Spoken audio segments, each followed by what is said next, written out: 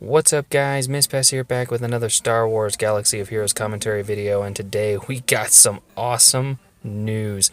R2-D2 is coming to the game. It has been confirmed by EA Jesse in the developer updates. We still don't know exactly how he's going to be coming to the game. However, he is going to be unlocked at 5 stars. So, to me, the only characters that have ever been unlocked at 5 stars are characters that are unlocked via special events. So I've got my and raids. You got Han Solo and General Kenobi both unlocked at 5 stars as well. But we haven't heard anything about any new raids, so here I am crossing my fingers for a special event. Now, one of the other things to keep in mind here is that, yeah, obviously he's a light side, but he is the first light side droid aside from Chopper. So now we got 2 light side droids. Cool. So maybe Lobot might get a little bit of love, maybe? I doubt that. But he is wearing multiple faction tags. That is something that was very, very interesting to me. Normally in the game, they release characters as a particular version of that character. For example, we have Clone Wars Chewbacca, we have Ahsoka Tano, who is obviously Padawan Ahsoka Tano, not the Rogue Rebels Ahsoka Tano. Obviously, that version of Ahsoka Tano wasn't in the Star Wars universe when the game was introduced, so that would make sense. However, there are other characters that are very clearly a version of that character within a certain era. For example, we have General Kenobi and Old Ben Kenobi. So there are certain characters which are specific to a certain time frame within the Star Wars universe, and R2-D2 has both the Galactic Republic tag, which, keynote there, Galactic Republic new tag. Are we going to see all of the Republic-era Jedi and clones get a new tag? Maybe rework some new abilities in the future? That would be cool. A Jedi faction pass that sees a lot more synergy with clones. That would be pretty cool. And what about the Coruscant Underworld Police? He's a Republic-era light side, isn't he? So maybe Coruscant Underworld Police might finally get a faction tag. That would be cool. Side note, they're kind of off topic, but that would be cool. He is also wearing the Resistance tag and the Rebel tag, so he is, in my opinion, the first character to truly cross over multiple eras in the Star Wars universe and not just be tailored to one specific point in time, so to speak, in the Star Wars universe. So that's really cool. I think that is going to probably make R2-D2 a very, very versatile character. I know that's going to be really nice when pairing him up with Cassian. That means he's going to get the Rebel buff that Cassian gives. He's also potentially going to have that synergy with Jedi Knight Anakin and General Kenobi if they expand the buffs and leader abilities that each of those characters have to Galactic Republic rather than just Jedi and clone allies. That would be really, really awesome to see. So he could get the health buff, the defense buff from General Kenobi, or the offense buff and the full offense buff from Jedi Knight Anakin. That would be really cool.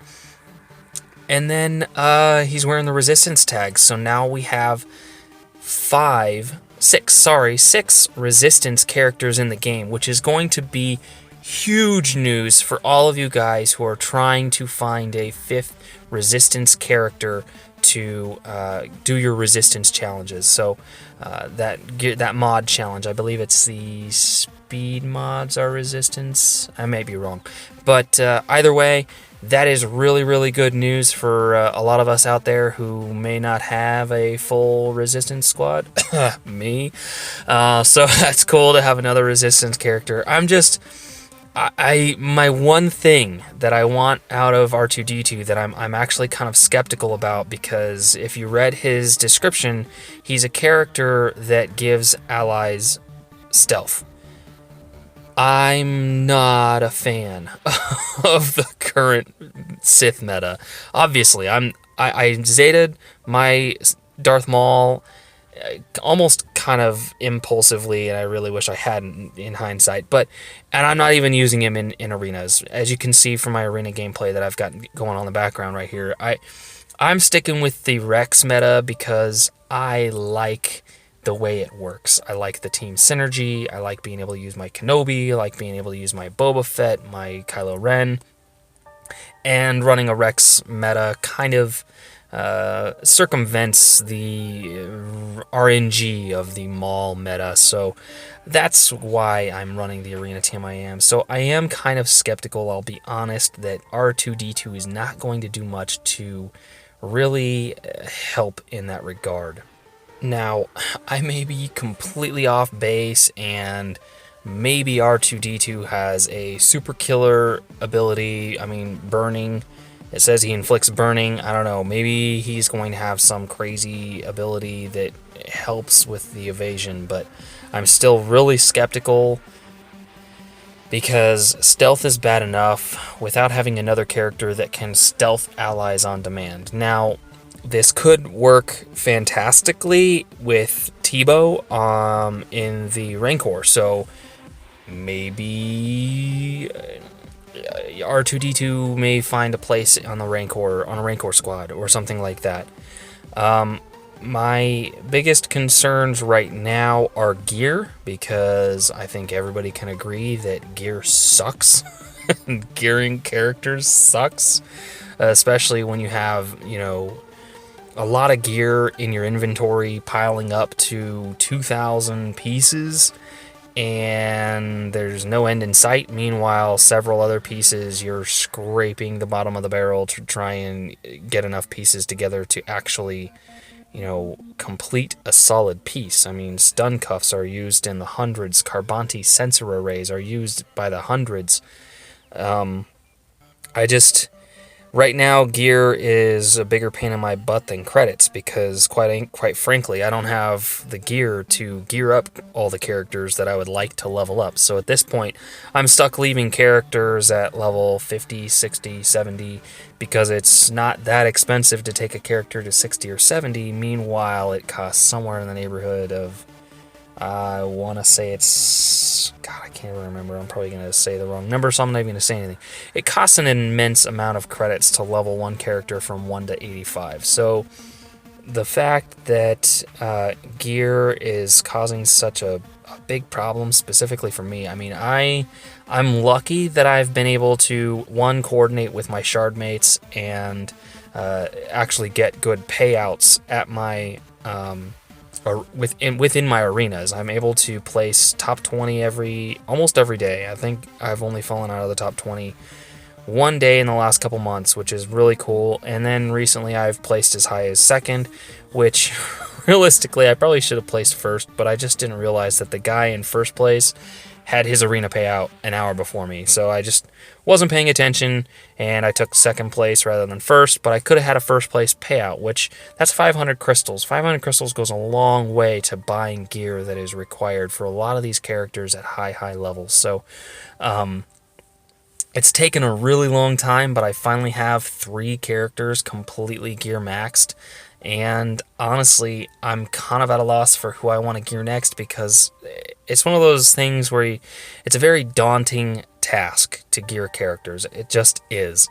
And it's almost to the point of being demoralizing when you look at a character who's gear 8 and they require 2 pieces of Rancor raid gear to get to gear 9, and then you look on Star Wars Galaxy of Heroes.gg and they require, so another 2 Rancor pieces to get to gear 10, and then to get to gear 11 they're going to need, 4 pieces of tank gear and a it just gets worse and worse with some characters. And since I'm targeting my clones next, it's just a little, I guess overwhelming is a good word for it. So the gear right now, my concerns with R2-D2 are that he's going to be just a ridiculous gear, especially since a lot of really good characters like General Kenobi are really painful gears. On the flip side, though, Emperor Palpatine really wasn't that bad. You know, Emperor Palpatine, yeah, he required a whole ton of those Mark III Ackroyd droid collars, but thankfully the gear challenge has been revamped and those things are a lot easier to come by. Now, Darth Nihilus, on the flip side, required a huge number of Mark III thermal detonators.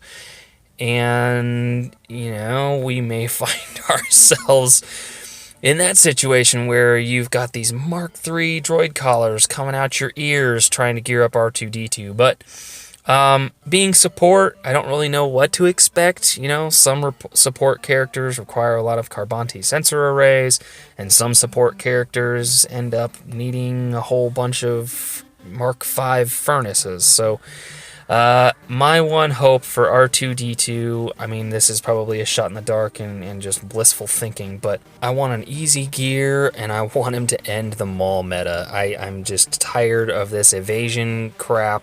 It just drives me absolutely bonkers. So let's just see if that happens.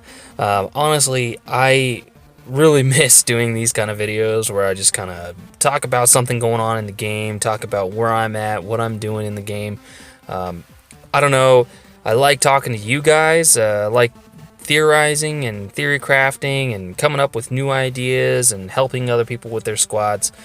So tell me what you guys think. You know, what do you expect from R2-D2? What are you looking forward to? Are you hoping that he has a certain tool set that will help you? Do you hope that he helps with the Maul Zeta, the Maul meta? Sorry, I keep calling it the Maul Zeta. It is a Zeta, but it's, god dang, it's frustrating. I don't know. Tell me what you guys think. Tell me what you guys are looking forward to. Tell me if you guys are hoping that Darth Maul's meta will be ended by R2-D2. My one hope, really, is that this Darth Maul meta just comes to an end. Really. I really hope it comes to an end. And with that epic crit from Rex, we're going to go ahead and call it. If you liked the video, guys, don't be afraid to like, favorite, and subscribe. I try to push out new videos as often as I can, but it's kind of hard with my full-time job. Feel free to follow me on Facebook and Twitter. I am a lot more active on Twitter. I'm not a fan of Facebook really at all. And as always, you can join my Discord server. Check me out on Patreon.